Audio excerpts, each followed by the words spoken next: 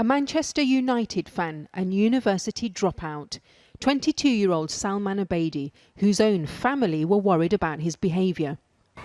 I think he's been radicalised one way or another. How he got radicalised is a mystery. Akram Ramadan is a close family friend who watched the children grow up. Salman, who used to enjoy drinking and smoking with friends, had recently become increasingly fervent. He never skipped Fajr prayer, which is the first thing in the morning prayer, in the mosque always. He always prayed, one of the first guys to pray there. He looked like a religious guy, typical religious guy, stubbled beard, long jilbab. Greeted us with a salam, and when he left, he went with a salam. Like thousands of other Libyans fleeing Gaddafi's regime, Salman's family settled here in Manchester. His father had worked for Gaddafi's security services, but went back to Libya during the 2011 revolution to fight against the dictator. So Salman's father went back to Libya to fight? Yeah, everybody has went back to fight, to get rid of the tyrant. After a few months, Salman joined his father in Libya and was also trained to fight. But could he have been instructed in how to make a bomb like that used in Monday's attack? He could have learned to fight, yes, but to make something as deadly as what he did, it's very hard to tell. In the chaos that followed the revolution, extremist groups battled for control. ISIS gained a foothold in the country. Many fighters travelled to Syria, and today the French authorities suggested Salman was one of them. Today, we only know what we have learned from British investigators.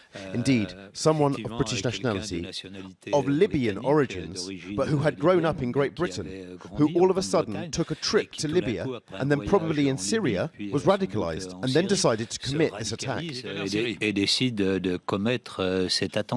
Salman Abedi had links with a number of other young men from his neighbourhood who had joined ISIS.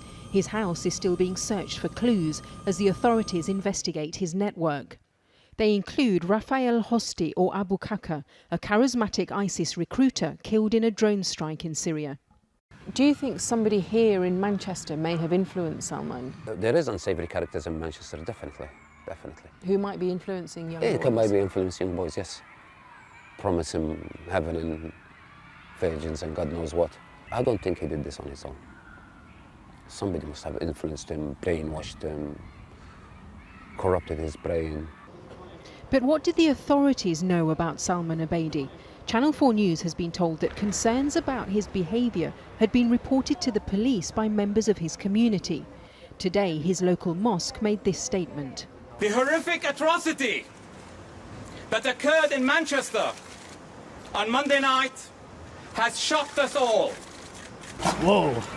Armed police raided a number of addresses in Manchester and made several arrests today in their hunt for accomplices.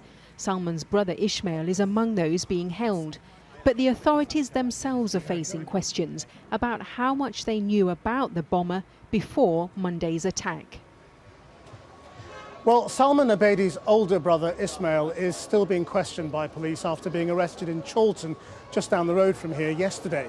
But his parents and other family members are now living back in Libya. Today, his younger brother Hashim was arrested in Tripoli on suspicion of having links with the Islamic State group, and his father has also now been detained. Our international editor, Lindsay Hilson, reports now on the Libyan connection. How happy Libyans in Tripoli were when Muammar Gaddafi fell in 2011. Gaddafi, no! Libya, freedom! How quickly joy turned to chaos. Revolution ushered in not democracy, but anarchy. And Islamists took full advantage.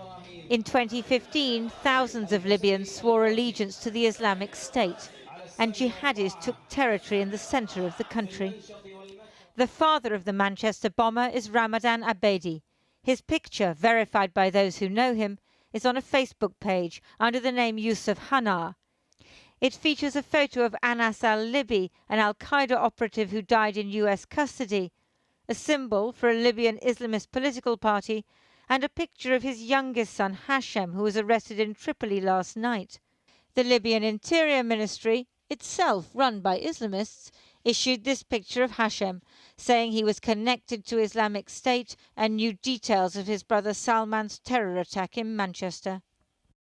Ramadan Abedi, who works for government security in Tripoli, said today that his son Salman was innocent of the Manchester bombing. He was then himself detained. Colonel Gaddafi imprisoned thousands of jihadis in the 1990s. Mr. Abedi was then reportedly linked to the Libyan Islamic Fighting Group, an al-Qaeda subsidiary that failed to overthrow the Libyan dictator.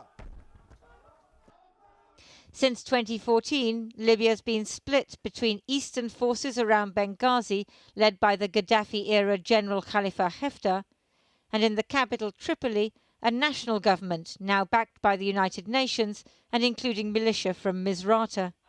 It's a far cry from the democratic Libya David Cameron and the then French President Nicolas Sarkozy celebrated after British fighter bombers helped remove Gaddafi. Colonel Gaddafi said he would hunt you down like rats, but you showed the courage of lions, and we salute your courage.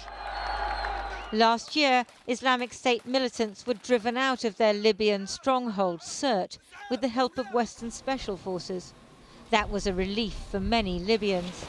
But the danger is that Libyan jihadis with British connections might bring their fight back here. Salman Abedi is believed to have visited Libya and possibly Syria in recent months, but how much was known about him by the security services? It was suggested that he'd been a peripheral figure in their monitoring of terrorist suspects, and if he was missed, what of others in the suspected network?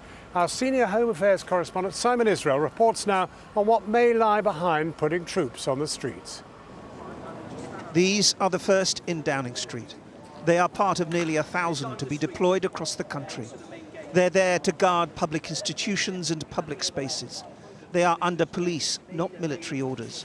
They are there because the threat is now considered imminent, and police firearms officers are desperately needed on counter-terrorism duties. The raising of the threat level, the increase in security, the bringing in of troops may not be about what you do know, but fear about what you don't know. The Manchester bomber had a sophisticated device. It's very likely he was helped by others, yet he was not a priority for the intelligence services. And so the question is, how many others may be out there who are also unknown? The fact Salman Abedi slipped through the intelligence net has alarmed everybody. There is still too much that we don't know about whether this terrorist was acting alone, whether he had accomplices, and whether he was part of a wider network, and whether there are others who had access to the same kind of explosives. The most senior officers are well aware the military addition is also giving police more resources to recover lost ground.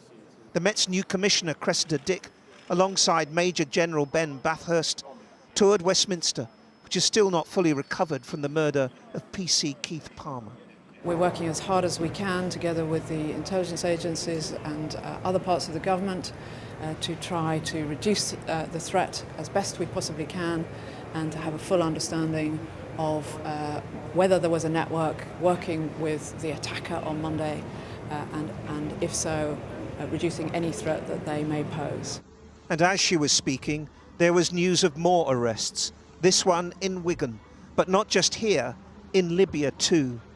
If a possible network is being dismantled, the threat level may only remain at critical for a few days. But questions on how much attention MI5 paid to the Manchester bomber and his trips abroad will have to wait.